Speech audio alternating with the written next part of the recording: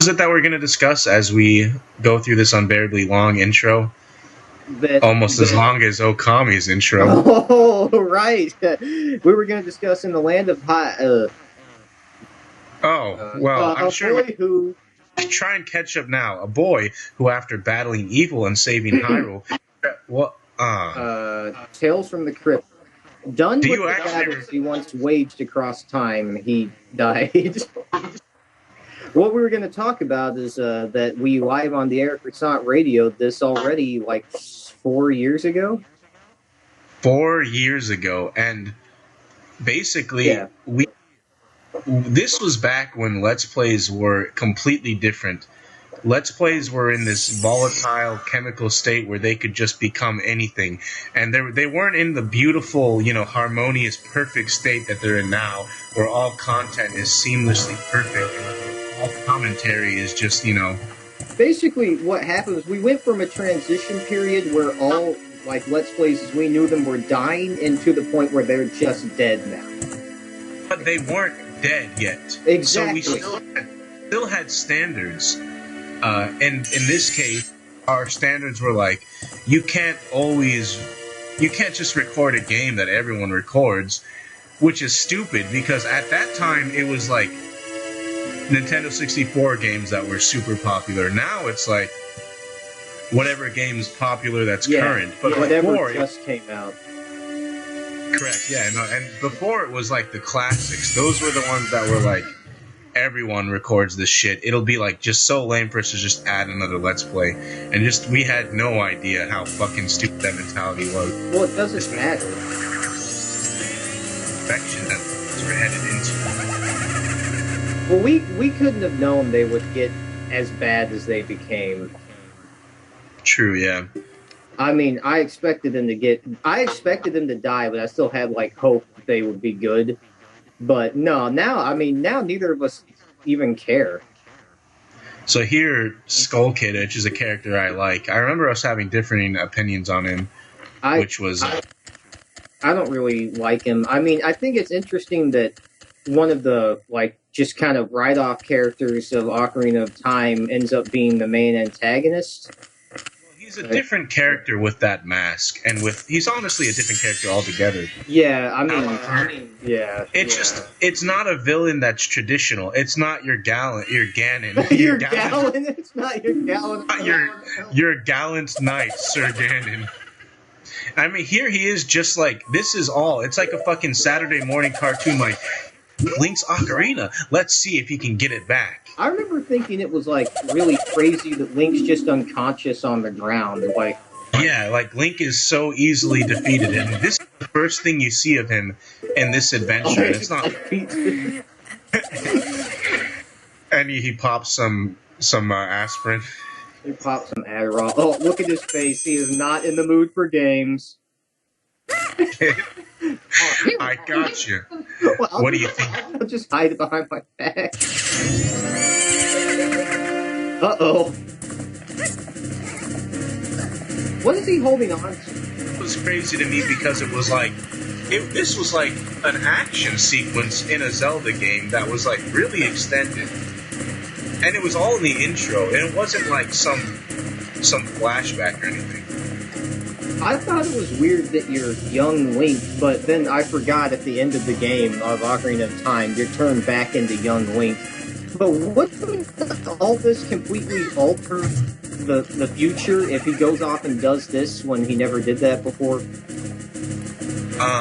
Well, I think this follows the timeline that it's a different timeline where, like, he either fails or doesn't fail, and, like, maybe he goes back in time to when he was a kid. Isn't this after Zelda turns you back into a kid?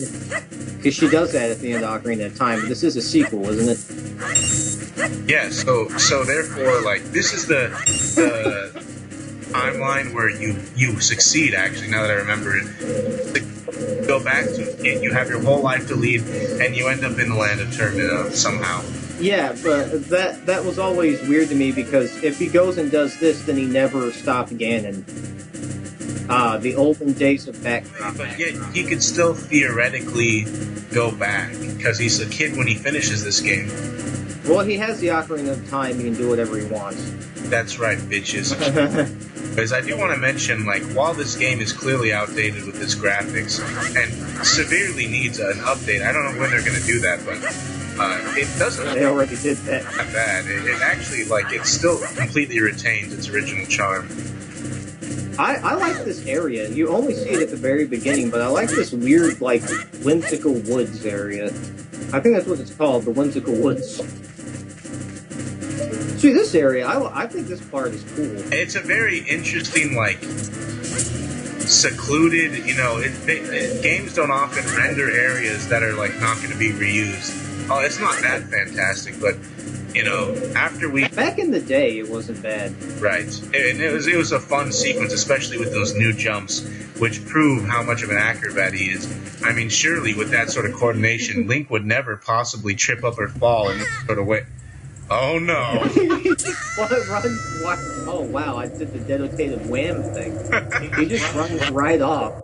It was like I was doing a Bugs Bunny. Strange. It's incredibly strange. You go through this, like, themed, like, very cohesive, you know, landscape with an entrance that just leads into a void with all these weird symbols. That's how this game starts. Just immediately destroys your sense of normalcy with what it's set up. Yeah, I do think that's really cool. And then this right here, just two spotlights with, like, shapes in them on Mr. Floating Man.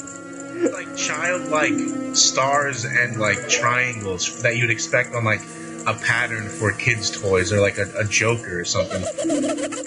That kind of makes sense that it would be, like, kind of reminiscent of children, but still ominous because they're both children.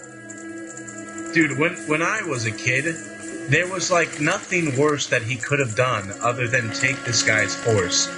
Yeah, I was such a child, like, so immature with my sense of morality, but, like... Not my horse! Just, like, that was more fucked up than, like, killing Princess Zelda. Like, probably not as a kid, but... What's with this weird scan line? Are you seeing this? Yeah, I thought it was just through the image. He's a little camera shy because of our re-recording. He's like, they're not just going to stop when they get to the well again, are they? I first played this at a kiosk version in Best Buy or something, and this was the part I was on because someone else got to this point and then, like, abandoned it, and I was just like, what the hell is this? Yeah, it's very strange. Coming from Ocarina of Time as well, like, knowing this game's universe, it doesn't seem as strange, but coming from the relatively normal universe of Ocarina of Time, it's like, look at this. Link is now a Dooku scrub? Like, what the hell's going on with this game? Don't look at me, I'm idiots. Yeah! It's wooden black of genitalia. Let's see how long he jiggles up there. He's got wood. Hey-oh! He just keeps going. This joke really burst his bubble. Yeah, also with the ocarina, when he plays it and laughs, he'll just do that forever, too. Yeah. You're stupid! It's crazy that they have to put so much animation into the fairies to make them have, like, any personality, because they have no, like, defining attributes. They're just a glow. So they make so much to have any personality. But I remember... Immediately, sorry to interrupt, but definitely immediately they have much, like, a very different personality than Navi. I remember missing Navi. That's what I was going to say. Is that I didn't like Tattle and Tail because I don't like this, like, stupid way they spelled Tattletale. And I just, it wasn't Navi. Aw, sad fairy. That in the modern gaming, that would have just been like a sad anime emoticon. You know what they would have been? They would have been two floating hot chicks.